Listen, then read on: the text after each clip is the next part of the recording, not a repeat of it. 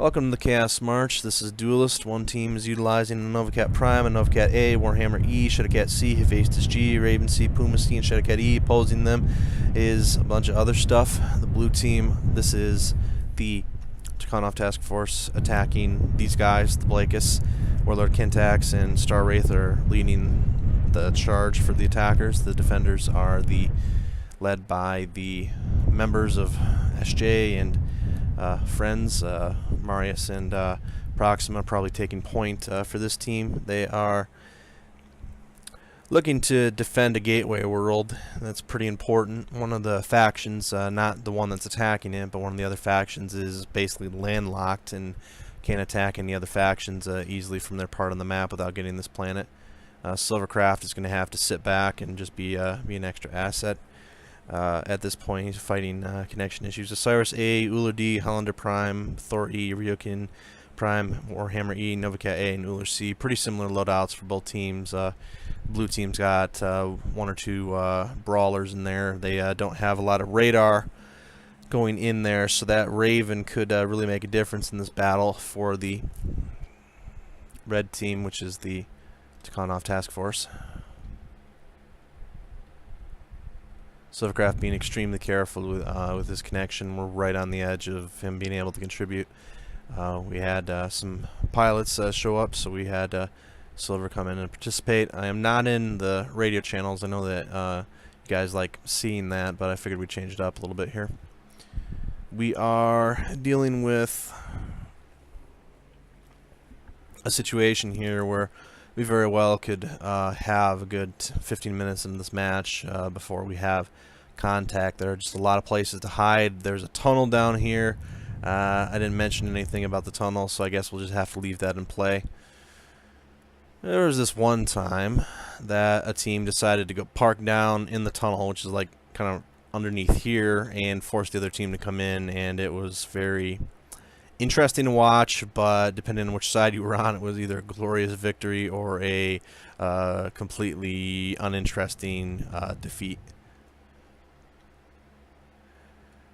Tunnel is not banned normally on this map. We haven't played this in a while, but normally on tunnel maps we either have an agreement or I just come out and say, as the event supervisor, just travel through the tunnel, but it's not a place to park. It's a no parking zone. So anyway, Chezar, I believe, is their radar, and let's go find where. Oh, is that accurate? Nope.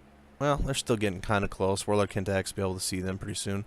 They haven't already seen each other on radar. They will soon. So he's going to pull back with his team. They're going to set up on this ridge, and we might have engagement here in a few minutes. There's Chezar in the radar dome. So Chezar can probably pick up the enemies on radar, tell that they're light, medium, heavy, assault. Won't be able to tell exactly what type. Rask acting as a... Let's see, Star Wraith will probably be recording a video from this. I'll try to get you guys a link to that. You can find it in the battle log, definitely. So we'll try and cover from this perspective because Shooter may or may not be recording. So we'll just try and get you a good video regardless. The big question here for this team that you're looking at will be if the Uller will be able to contribute to the battle. Silvercraft is going to be fighting a lot of red X's, which means that he's not going to be able to control his mech because the connection will be kind of timing out. We have our first contact as Clev looks like he might have got stuck in a rock there for a minute or two. So Clev's going to pull back. I want to get in close enough to be able to see. This is turning out to be a closer battle than possible. It looks like Warlord Kintax is telling the team to stack up there and that they might push down and come down on Saber and Marius. In fact, that is exactly what they're going to be doing. So let's see if Saber and Marius are able to get away in time for their teammates to support them. Saber's going to take some pretty good hits there. Marius getting a couple of shots off on Ivan. They're going to be rushing over to Marius and Saber, so Proxima's trying to get his team to get up there a little bit. Saber just narrowly misses the Gauss shot. Team's trading pretty favorably at the moment. Let's get everything in frame if we can. You can see Silver's back on the other end, but that's some calculated risk that the blue team's just going to have to take. that Silver will still count as a carrying asset at the end. So if they're able to do a lot of damage, they can drop out, and then Silver's connection can get working again, and Silver might be able to do some damage up close to the damage stuff in the end, or so is the hope.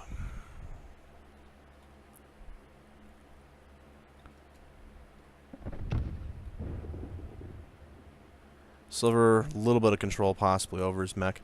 They're trying to stick to range. Proxima would rather have them fight at a bit of range here, but they're dealing with that double Nova Cat situation here. So Proxima being very cautious. Proxima and Marius will be the primary targets likely for the other team.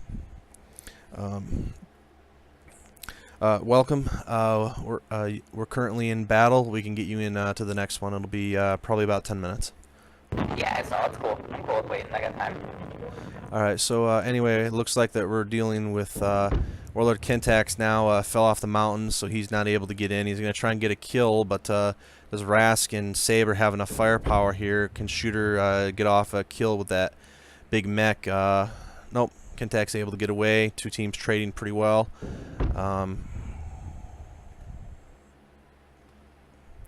Silvercraft continuing to push back. Trying to stay down in the pocket. Arias is still a pretty new pilot. She's trying her best to stay in a good spot and provide firepower. Proxima wants to back off and find a different approach. Those Nova Cats are really eating his assets up right now from the other team. We're about 9 minutes in, plus 1 minute hold, so we're about 10 minutes in, give or take. We had a short hold in the beginning of the fight. I was going to be in Silvercraft's mech, but I wanted to get him in a fight because we're running very late at night right now. We're starting much later than we usually do, so that we can have some big fights. And I'm not sure Silver will be able to stay around all night, so I wanted to make sure we got him in. Hopefully his teammates realize that as they die, to disconnect from the server if they don't mind waiting to watch the video, so that Silver has a better chance of his connection working. We're right on the edge of his ability to contribute here. 7v7 he's usually fine. 8v8 not so much. The two teams playing very cautiously, very defensively. So far I would argue that the Tikonov red team is having a better success of landing shots and taking fewer shots themselves.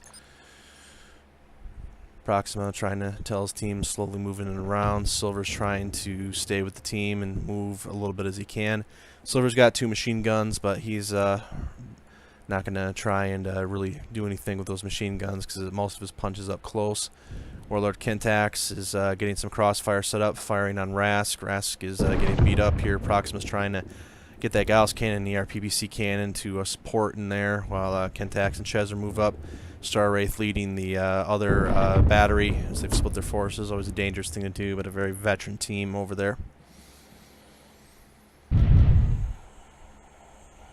Pretty good turnout today. If we can keep the majority of our pilots, so we should be able to have some good battles. I think we can probably get through all 3 or 4 maps today. If we go 5, I don't know, but this is our last chaos action for a week. Eris is down, so red team could, in theory, pull back and sit back and win by attrition.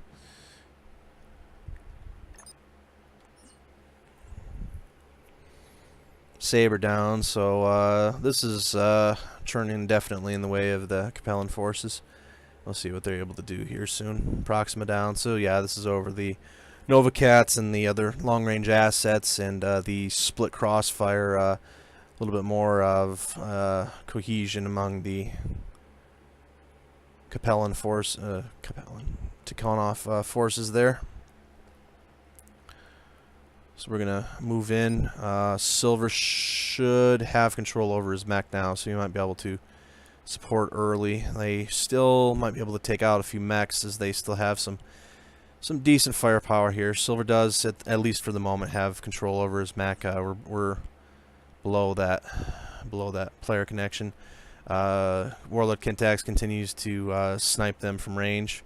Silver trying to move, so they're just going to hunt them down now, and Marius, as the commander at this point, is trying to tell them to get in and get some range, or get to some cover, and see if they can hit them one-on-one. Marius is Snecker stands. I'm going to take a couple hits on Ivan and Kendax to get a chance here. Trying to buy some time.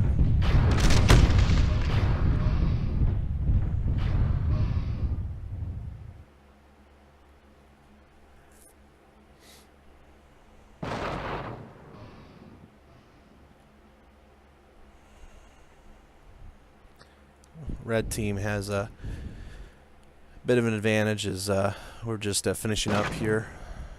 I've got the firepower, probably arguably the better list there, and so we're gonna just see, as predicted, Silver's the last one alive, so see if he gets a chance to get a couple of shots off here if he has full control over his mech. Getting shot by a lot of things, so he won't be able to do too much. So very one-sided affair here. We'll take a look at it and get ready for map 2. See you next time on Chaos March Network as the Tikonov forces go up 1-0.